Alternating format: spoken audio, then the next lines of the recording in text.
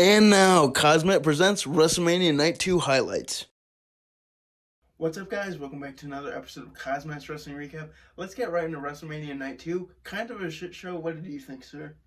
I think it was a shit show. It was well scripted out. Everything made sense, but I think Night 1 just sold a lot better than Night 2 did. And I agree with you. You know what? Some of the matches I was kind of expecting more, and some of them... It was just way too predictable. It was very predictable. Really no title changes besides maybe one or two. But let's jump right in.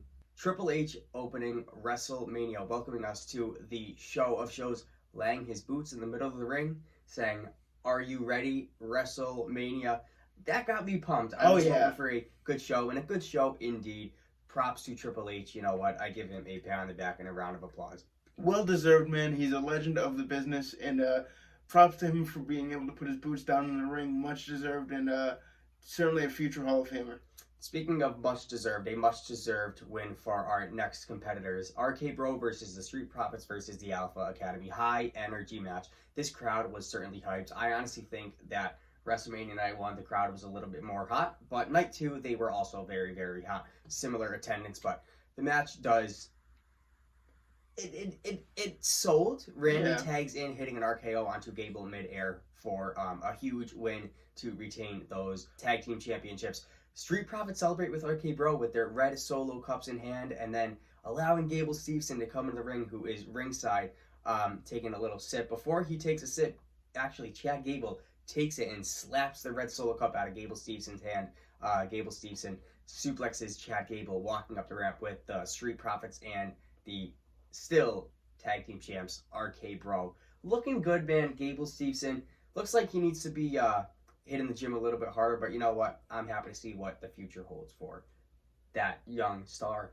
Oh yeah, dude, for sure. If this is what we're going to see from Gable Steveson, I'm here for it. And props to RK Bros, man. Randy just looks like he's having a hell of a time with Riddle, and I hope this team continues for a very long time. I do too. Up next, we see Bobby Lashley take on Omas in a pretty good back-and-forth match. Right, before you get into it, I just want to say, you know what? This match actually sold more than I thought it would. Bobby, it took him quite a while to actually handle Omas and actually get the big man down. Omas was toying with Bobby Lashley for the first 10 minutes of the match. Lashley's head did hit the turnbuckle very hard. It was not planned. That was not planned at all. It was a pretty bad injury, I say myself, but nothing stopped Bobby from going. Hitting a spear to grab a victory over Omas shortly after. Bobby Lashley, you know what, standing tall, especially returning after injury. I'll take it. Him standing tall over Omas. I'm not sure what they're going to do with Omas in the next few weeks with Raw, but, maybe they shake things up, put him on SmackDown, give him some new competitors. I must say, Omas really handled himself in the ring much better than I thought he was going to against Bobby Lashley. He really showed some potential, so I hope it doesn't go wasted, and they just don't put him in the mid-card and kind of forget about him. For sure, but moving forward, I was licking my chops a little bit for this match. An absolute shit show of a match with Johnny Knoxville versus Sami Zayn. This was my favorite match of the night. With mouse straps to fire extinguishers and a huge hand. This was a freaking mess. But you know what? I think this was honestly one of the most entertaining matches of the night. Best match of the night. There were really no cringy moments. The Jackass crew getting involved, eventually setting up the biggest mousetrap I have ever seen, which we will post a picture. Sami was rolled up by Knoxville, who was stuck in that mousetrap. Man, was Wee Man the highlight of the match. What did you say? Tweet.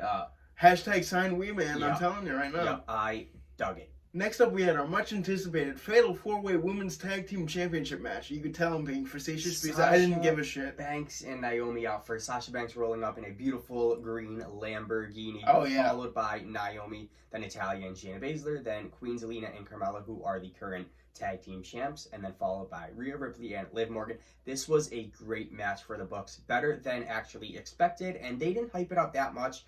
They kind of threw them together, wham bam, but this was a phenomenal match. Sasha Banks and Naomi grabbing tag team gold with a pinfall win over half of the women's tag team champions, Carmella. Man, was Corey Graves pissed on commentary. Oh, dude, he looked shell-shocked. I must say, if they built this match somewhat better, I would have much more of a vested interest in it, but they just kind of threw it together, like you said. Hopefully, with Sasha and Naomi as new champions, it'll bring some life to the division. They certainly sold a good match, but easy hands-down match of the night was next. Edge versus AJ Styles. Dude, what was this match, like 45 minutes? It was an assault. It was brutality. This was a good 35-minute match, I'd say. I wouldn't even say 45, but at least 35.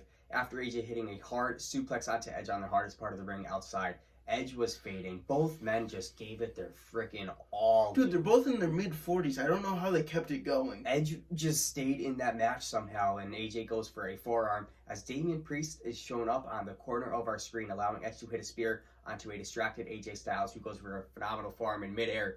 Looks like Damian Priest and Edge are a new faction, and that is what I've been hearing for the past few hours before this WrestleMania. So the rumor mill was right. But let me just say, but before AJ Styles came out, or when he was coming down to the ramp, there was some cut on the side of his head. What was kind of that, like Hulk Hogan a while back with a bruised eye, which was from a jet ski accident, but not really sure. I kind of want some clarification on that, so we better get crack-a-lacking. Oh, dude, I must say, I'm really hyped for this new faction with Edge and Damian Priest. I cannot wait to see what it brings. I've been hearing about it for quite a while, and you know what? Our dreams came true, so I'm super stoked for it, and I can't wait to see Damian Priest get a push that he well deserves. Oh, dude, I'm here for it. Our next match is a tag team match, New Day taking on Sheamus and Ridge Holland, with, of course, Butch ringside. If you guys don't know Butch, it is the brutal Pete Dunne. This was so stupid. It was just a mess. Butch was just running around. I can't even get my words out. Butch was just running around the match trying to assault Xavier Woods and Kofi Kingston. I really didn't care for it. Sheamus and Ridge Holland beat the New Day very clean. They gave it their all, but it just wasn't a good match, man. It really wasn't. After a phenomenal match between AJ Styles and Edge, we got fed this shit heap of a match.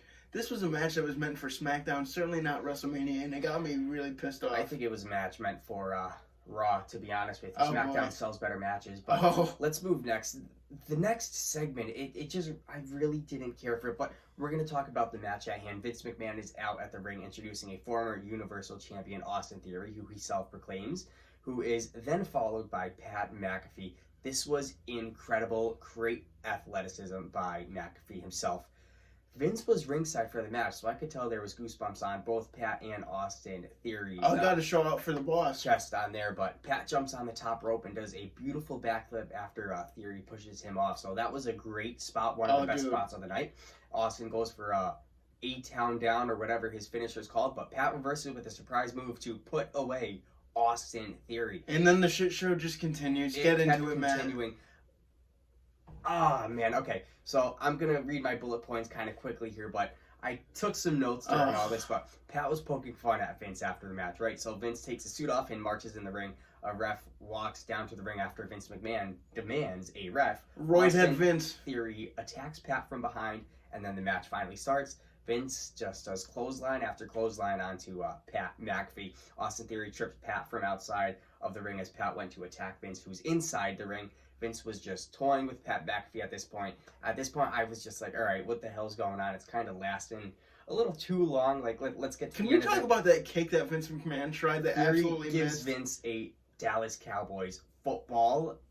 Man, that McAfee kicked earlier on before this match. Vince kicks the ball at Pat's midsection and pins him for a 3 count. Theory poses to the crowd. It just didn't really do anything. Okay, but I'm going to cut in because all of a sudden, right after that, Stone Cold music's hit. Baby. His music just runs through the arena. The crowd went absolutely freaking berserk. Theory goes for Austin, who eventually hits a stunner onto McMahon's protege, Austin Theory, and then looks at Vince, stuns the chairman of the WWE, asking for a few beers. Once he gets a few beers in him, man, let me just say the sell by Vince was atrocious. Vince never it was the worst stunner I've ever seen. Let me just say, Pat is then called into the ring by the Rattlesnake Austin, and eventually is stunned by Austin. I knew it was coming, man. You know, I knew it. It didn't see that one coming, but Pat was chugging a beer on the ground even after being stunned by the Rattlesnake, Steve Austin. It was a good segment. It was just chaos, man. Once the Rattlesnake came out, man. But you know what? Good to see Stone Cold in Dallas.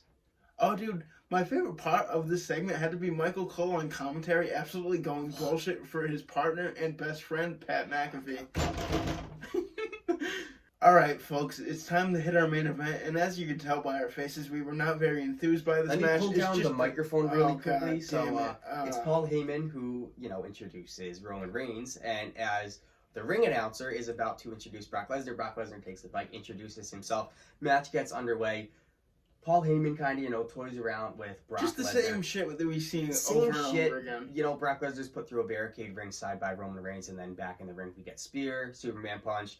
Ref actually gets injured by a missed spear by Roman Reigns onto Brock Lesnar. Both men fall onto the ref. And then Roman Reigns is put into a guillotine by the Beast, who is trying to get to the ropes, but the ref doesn't see as Paul Heyman kind of pokes those ropes closer. Oh, my God. Roman's hand, and Roman is out clean by that guillotine, but supposedly Roman had to pop his shoulder back in. I don't know if that was... I think it was a work. I don't think it was serious. I'm pretty sure it was, but Roman Reigns goes for a spear, and 1, 2, 3, your unified WWE Universal, whatever the hell they want to call it, champion. I didn't care for it at all. Same shit, different day. They gotta make up tomorrow on Raw. They really have to. Oh, dude, it's really... I don't blame the competitors because it's just the same shit we see over and over again. They tried to introduce something new with the unification of the belts, but it just didn't do anything for me, especially after building it for that long. And to be honest, a horrible way to end WrestleMania in my eyes, because we've seen it so many times and we knew what exactly was going to happen. I knew Roman Reigns was going to stand tall over the Beast, Brock Lesnar. And honestly, Brock Lesnar does not look good going into Raw this coming week. Honestly, put the Beast back on the shelf. I don't see the Beast coming around for another year or so. Yeah, and I'm sad to see it because I really liked him, this new version of him on the microphone and him being very confident. It was kind of a build-up to nothing. Oh, absolutely.